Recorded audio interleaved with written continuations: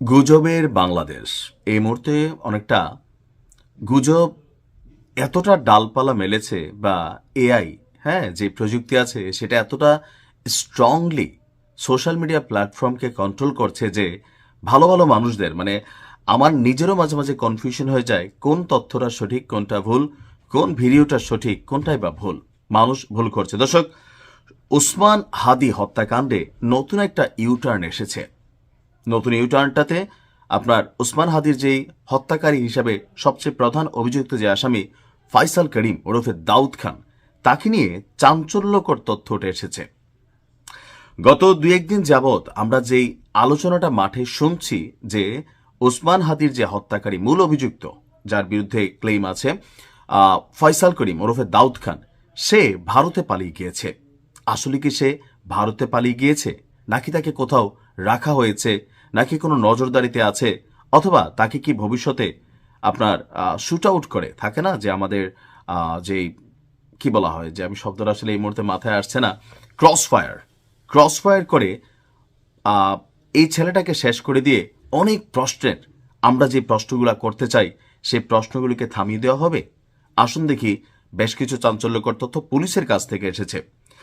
আমাদের পুলিশের যিনি একজন ঊর্ধ্বতন কর্মকর্তা, গতকালকে স্বরাষ্ট্র মন্ত্রণালয়ের একটা জরুরি সংবাদ সম্মেলনে অতিরিক্ত আইজিপি খন্দকার রফিকুল ইসলাম তিনি যে তথ্যগুলো দিয়েছেন, আমার কাছে বেশ এটাকে কি বলা হয় যে গুরুত্বপূর্ণ এবং অথেন্টিক একটা মনোভাব আমার কাছে এমনটাই মনে হয়েছে। রফিক সাহেব বলছেন যে ফয়সাল অর্থাৎ ওসমান হাদির যে মূল ক্যারেক্টার, তো তার সর্বশেষ অবস্থান সম্পর্কে আসলে পুলিশের কাছে নির্দিষ্ট কোনো তথ্য নেই। তাহলে আমরা যে জানি তিনি ভারত পালিয়ে গেছেন বা এই ছেলেটা ভারতে চলে গেছে তার সহযোগী সহ, পুলিশ বলছে ভিন্ন কথা। বিষয়টি জানতে আইন শৃঙ্খলা বাহিনী এবং গোয়েন্দা সংস্থাগুলো এখনো কাজ করছে। তবে সে দেশের বাইরে চলে গেছে এমন কোনো নির্ভরযোগ্য তথ্য বা সূত্র পুলিশের কাছে নাই। অনেক সময় অপরাধীদের অবস্থান নিয়ে বিভ্রান্তিকর তথ্য ছড়ানো হয় বলে তিনি দাবি করছেন। রাজনৈতিক হত্যাকাণ্ড কিনা এ বিষয়ে জানতে চাইলে পুলিশের বক্তব্য, এখন পর্যন্ত কোনো নির্দিষ্ট রাজনৈতিক দলের সম্পৃক্ততার প্রমাণ পাওয়া যায়নি, তবে প্রকৃত তথ্য উদ্ঘাটনে তদন্ত অব্যাহত রয়েছে।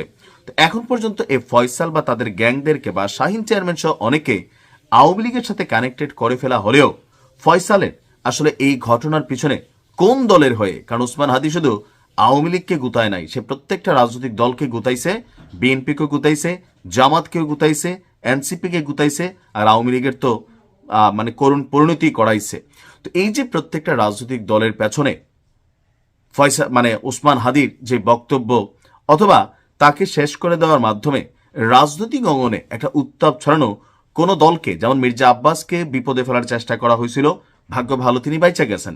এখন কেউ কেউ জামাতকেও বিপদে ফেলার চেষ্টা করছেন। এখন আসলে এই ফয়সাল, এই যে 127 কোটি টাকার লেনদেন, এই বিশাল অঙ্কের ঘটনা, পেছনের মাস্টার মাইন্ড, সবকিছু মিলিয়ে ফয়সালের জীবিত থাকাটা খুবই জরুরি। এখন ফয়সাল ভারতে পালিয়ে গেছে অথবা যে কোনো সময় সীমান্তে থেকে আটক করে আইন শৃঙ্খলা বাহিনীর সাথে গোলাগুলিতে ফয়সাল নিহত হয়েছে, এমন খবরে দেশের একাংশের মানুষ খুশি হলেও আমরা যারা আছি আমরা কিন্তু খুশি হব না। কেননা আমরা প্রকৃত ঘটনা জানতে চাই যে ফয়সাল কাদের এজেন্ট হয়ে এই ঘটনা ঘটিয়েছে। তো পুলিশের যিনি প্রধান আছেন তার এই বক্তব্যটার মধ্যে আমার কাছে খুব ভালো লাগছে কোনটা, যে অপরাধীরা নিজের অবস্থান সম্পর্কে সঠিক তথ্য দেয় না, তারা সবাইকে বিভ্রান্ত করে রাখে। ফয়সালের বাবা মোটরসাইকেলের নম্বর প্লেট পরিবর্তন করেছিল, পরে যাচাই করে আসল নম্বর প্লেটের সন্ধান পেয়েছে। তাকে ধরতে অভিযান অব্যাহত আছে, গুরুত্ব দিয়ে তদন্ত চলছে। মোট 10 জন গ্রেপ্তার হয়েছে। মোটরসাইকেল মালিককে 54 ধারায় অভিযোগ থেকে আপনার অলরেডি খালাস দেওয়া হয়েছে।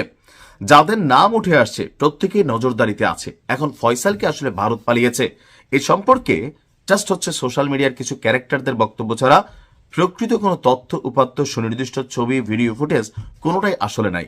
এখন ফয়সাল পালিয়েছে এটার মধ্যে আসলে ধরেন সে যদি বাংলাদেশে থাকে, ভারত পালাই গেছে, এই ন্যারেটিভটা প্রতিষ্ঠার মাধ্যমে কি লাভ আছে?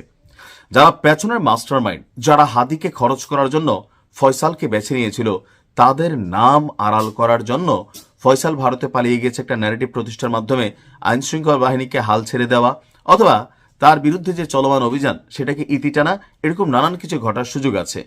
এর ফাঁকি দিয়ে ফয়সাল যে কোনো সময় ভারতের সীমান্ত অতিক্রম করতে চাচ্ছে, এরকম ঘটনা দিয়েও কিন্তু ফয়সালকে শেষ করে দেওয়ারও একটা ব্যাকআপ থাকতে পারে। কোনো সন্ত্রাসী গোষ্ঠী এই ঘটনা ঘটাতে পারে, অথবা যারা ফয়সালকে এই ঘটনার সাথে সম্পৃক্ত করেছে তারা সর্বোচ্চ লেভেলে চাবে ফয়সাল যেন আইন শৃঙ্খলা বাহিনীর হাতে আটক না হয়। তারা সর্বোচ্চ চাবে ফয়সালকে যে কোনো মূল্যে আপনার শেষ করে দেওয়া। তবে ফয়সালের প্রতি আমার এই ভিডিওটা যদি দেখে থাকেন, আপনার প্রতি আমাদের আহ্বান থাকবে সোশ্যাল মিডিয়া প্ল্যাটফর্মকে ব্যবহার করে যা সত্য আপনি তা প্রকাশ করেন। মূল কারণটা হচ্ছে আপনাকে ভাই খরচ করে ফেলবে। যে যারা ব্যক্তি গোষ্ঠী পেছনে থাকা কোনো চক্র হোক, সেটা এনিওয়ান অথবা এনি পলিটিক্যাল যেই দলগুলো আছে, যারাই আপনার পেছনে দাঁড়ানো আছে, তারা যে কোনোভাবে আপনাকে কিন্তু খায়া ফেলবে। আপনার উচিত মৃত্যুর আগে অন্তত জাতির উদ্দেশ্যে সঠিক বক্তব্যটা আপনি প্রকাশ করে দেন। আপনারে ভাই কেউ বাঁচাতে পারবে না। পাবলিক পাইলে শেষ করে ফেলবে, অথবা সিস্টেম আপনাকে শেষ করে দিবে। সো ব্যাটার হচ্ছে হাদির পেছনে আপনাকে কারা লাগিয়েছিল, কারা টাকা পয়সা দিয়েছিল, টোটাল মাস্টার মাইন্ড কে, জাতির কাছে আপনি শেষ বাক্য হিসেবে এটা জানাই দিয়ে যান। আপনিও তো মরে যাবেন, কিন্তু আপনার পরিবারটা অন্তত দায় মুক্তি পাবে। এমনকি এই ঘটনার পিছনে প্রকৃত যারা কানেক্টেড, তাদেরকে জাতি আজীবন প্রত্যাখ্যান করবে। এতটুকু কাজ কিন্তু আপনার। এই ঘটনার পেছনে আসলে জানতে চাই, ভারত জড়িত নাকি পাকিস্তান জড়িত, নাকি অন্য কোনো বৈদেশিক শত্রু তারা জড়িত? জাতির মধ্যে নানান প্রশ্ন আছে। এই প্রশ্নগুলোর উত্তর একমাত্র সম্ভব হবে ফয়সালকে গ্রেপ্তারের মাধ্যমে। আর আইন শৃঙ্খলা বাহিনীর কাছে গিয়ে যে জবানবন্দি, সেটাতে মানুষের কাছে অনেকটা কনফ্লিক্ট থাকে। ব্যাটার হচ্ছে সোশ্যাল মিডিয়া প্ল্যাটফর্মকে ব্যবহার করে আপনি সঠিক তথ্যটা জানিয়ে দিন। ভালো থাকুন। আসসালামু আলাইকুম।